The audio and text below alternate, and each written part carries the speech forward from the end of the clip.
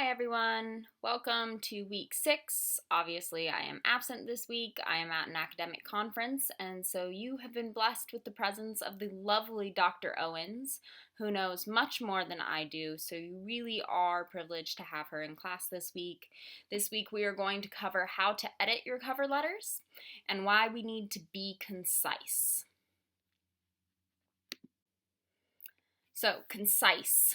We talked about it a couple of weeks ago. We mentioned that it's similar to brevity. It's saying something and nothing else. The official definition is short and clear and expressing what needs to be said without any additional words. Examples of sentences that are concise include make your answers clear and concise. Quite concise in itself. In a few words, he gave us a concise summary of chapter 10. And the word conciseness is the very opposite of concise because it's too long. Conciseness in technical writing. Because technical writing is a kind of writing that allows a reader to do something rather than literature, which allows a reader to experience something, the reader wants to get reading technical writing over with as soon as possible so that they can get to the actual task that they're trying to perform. Being concise allows the reader to move from reading to doing very quickly. No one reads technical writing for fun, not even me. And if it's not fun, it should be over quickly, like pulling a tooth. Okay? If you have any questions, raise your hand, and Dr. Owens will stop the slide and answer. How to be concise. One way to be concise is to use shorter words, sentences, and paragraphs. There's no hard and fast rule about how long a sentence or paragraph or document even should be. In most cases, the resume is obviously different. Resumes are one page. Cover letters are usually also one page, and that's what we're going to be working on today. But that's still not like a law. The main thing is that you're getting across the information that your reader needs and nothing else. A good rule of thumb is if you, yourself, would get bored or would skip over reading something, then whatever that is too long. So you need to make it shorter, okay? More concise. Practice. To practice being concise, I'm going to have you, as a class, convert these sentences into a more concise version. So we'll use shorter words and shorter sentences, and Dr. Owens will take you through how to make these sentences shorter, but only after you guys try first, okay? And there's no right or wrong way to do this, but we're trying to get across the information that our reader needs using shorter words and shorter sentences. So in these two sentences, I want you to take a minute, read through them, and then I want everyone to work together as a class to figure out how to make these sentences more concise. What should they look like? Okay, and Dr. Owens will help you out. I'm assuming you did a good job because we're now on the next slide, okay? How to be concise, part 2. Delete unnecessary information. That's a large part of what you were just doing in the last examples. You're deleting information that's not necessary for the reader to read.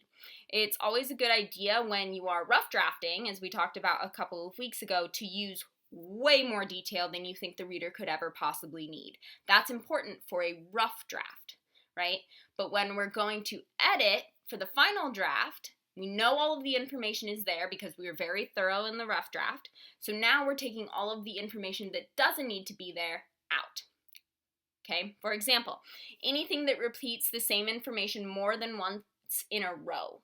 So you don't want to, for instance, tell your reader to turn off the burner twice in a row.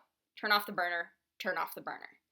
But you might say, at the end of a list of steps, turn off the burner, and then at the very end of the document, after all of the warnings and everything else has gone by, you leave a warning for make sure you turn off the burner because it's important. It's a safety feature, so you need to make sure you repeat yourself, but not twice in a row, okay? And similarly, if something repeats more than twice in a whole document, that's probably too many times. It depends on the document, obviously. If you're writing a whole user manual, you're going to repeat a lot of stuff.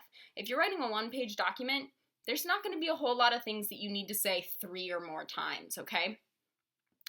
Next, anything that you know that the reader will definitely already know, you don't need to include, right? So recipes don't tell us to open our fridge or how to open our fridge because they assume we already know. That's a pretty safe assumption. So when you are writing your technical documentation, you have to think really hard about your audience. What do they already know? Are they an expert? Are they a beginner?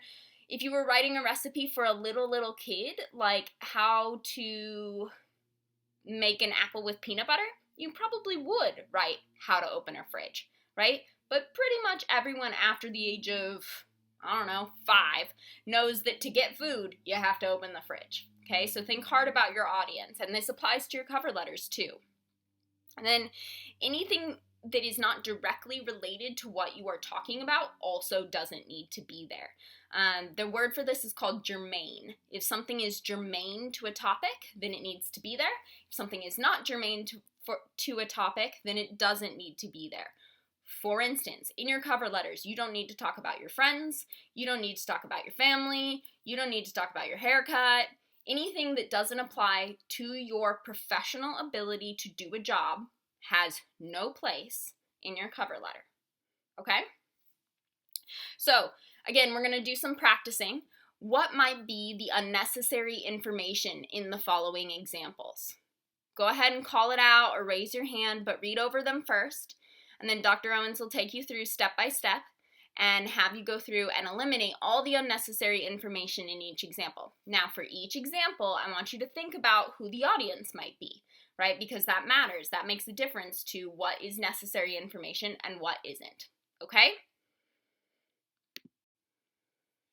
Okay, now it's peer review time. We've done this before, we're gonna do it again. So go ahead and open Blackboard, go to Messages, find the name of the person sitting to your right.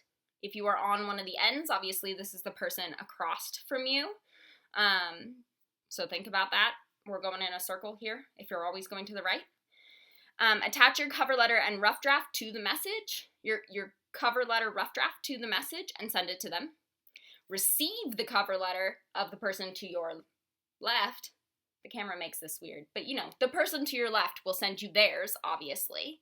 You're going to download the cover letter peer review sheet from the cover letter peer review assignment in the cover letter unit, and you're going to fill it out using complete sentences. Yeah, complete sentences. Oraciones completas. I had to throw some Spanish in there for you. Send it back to the person that sent it to you, and then also submit it, obviously, to the cover letter peer review assignment. Okay? You have about a half an hour to work on this. Ask Dr. Owens if you have any questions. Moving right along, our first step in editing our cover letters is to apply all the feedback given to you by your peer. Even if you don't agree with it, apply it. See what it looks like, read it to yourself, even read it out loud if you need to. And then if you don't like it, you can delete it and go back to what you already had or do something else entirely. But at least try all of the edits that they suggest, okay? Then 2, and you know, I think this is important. Apply all the feedback that I gave you on your rough drafts. So go into the gradebook on Blackboard, go to your cover letter rough draft assignment, double click into it, and then on the right hand side there will be a dialog box. Click into that, and that'll show you all the feedback that I gave you for this assignment. Apply all of it. I don't put it in there for my health. I'll put it in there for yours. So put it all in there, okay? That's step 1 and 2. Go ahead and get started. All right, steps 3 and 4. 3 y 4. 3, edit for conciseness. So this is what we were talking about earlier. You're going to use shorter sentences. You're going to delete any words or sentences that are repeating information, and you're going to delete any unnecessary information. Only give the reader what they need to know and nothing else. Okay? That's step 3. Step 4, copy and paste your letter into Grammarly as per usual. Accept or reject all the edits in the original document, okay? Not in Grammarly, because then the formatting gets all weird. Remember, Grammarly is not perfect, so you need to double check every edit it suggests. All of them. It has no idea what it's talking about. It's trying its hardest, but it's still just a computer, okay? So double check them all. Okay, that's 3 and 4. The final steps. This is a little bit new. We haven't done this part before, so pay attention. Open the syllabus located in the Start Here unit on Blackboard. Okay. Scroll down in that document to the grading rubric. It's in a big chart. It has, all the component parts, conciseness, clarity, accessibility, some of the things we've talked about already, and some of the things we have yet to talk about. You're going to copy and paste the entire chart into a Word document, okay? And then you're going to grade your own assignment. You're going to grade your own final draft. And the way you're going to do that is you're going to look at your final draft, and you're going to look at the rubric, and you're going to highlight in each row the column that you think applies to you.